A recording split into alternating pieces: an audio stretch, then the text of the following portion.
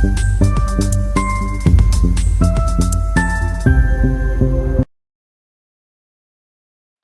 Chart को हम लोग समझ लेते हैं मार्केट किस हिसाब से बायर और सेलर को बिठाने का कोशिश किया है। देखो, अगर अपसाइड से हम लोग देखें ना तो 59,500 के आसपास से जो भी रिटेलर ऑपरेटर कोई भी मान लो अगर सेलिंग करने का कोशिश किया है, मार्केट उसको बहुत ही ज्यादा अच्छा डाउनसाइड का मोमेंटम करके दिया है। तो अपर साइड का सेलर को तो हम लोग डायरेक्टली हाथ नहीं लगा सकते, उनको टारगेट नहीं कर सकते।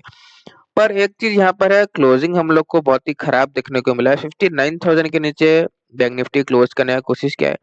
तो ऐसे में क्या होता है ना, बहुत पोजिशनल सेलर अपना पोजीशन बनाने की कोशिश करते हैं। बीटीएसटी कितने जन ले लेते हैं, पुट का पोजीशन घर लेके जाने की कोशिश करते हैं, क्योंकि उनको सेलिंग तो दिख रहा है प्लस क्लोजिंग भी डाउन साइड ही मिल रहा है।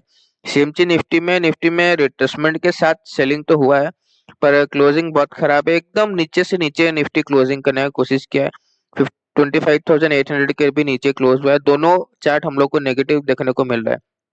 तो ऐसे में क्या ना, पोजिशनल सेलर आ जाते हैं मेरे हिसाब से। तो मार्केट फ्लैट ओपनिंग, हल्का फुल्का गैप डाउन ओपनिंग में उनको टारगेट करने के लिए पहला मोमेंटम अपसाइड आ सकता है। पूरा फुल रिकवरी का प्लान मत बनाना।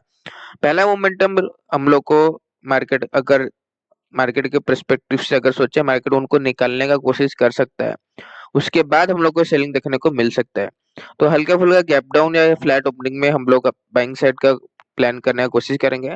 गैप अप में हम लोग सेलिंग करेंगे। गैप अप में क्या होगा, ऑलरेडी बायर खुद ही, जो सेलर है जो खुद ही अपने पोजीशन को कट कर लेगा। बीटीएसटी जो भी पोजीशन लेके रखा है उसको गैप अप में इतना डर लगेगा वो खुद ही काट लेगा, तो मार्केट में गिरावट वगैरह आ जाएगा, उसका चिंता नहीं है। हाँ, गैप अप के बाद पॉजिटिव मोमेंटम आ गया तो बात अलग है।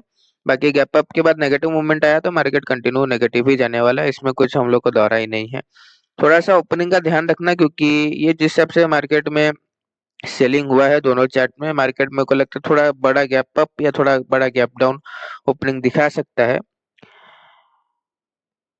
धन्यवाद।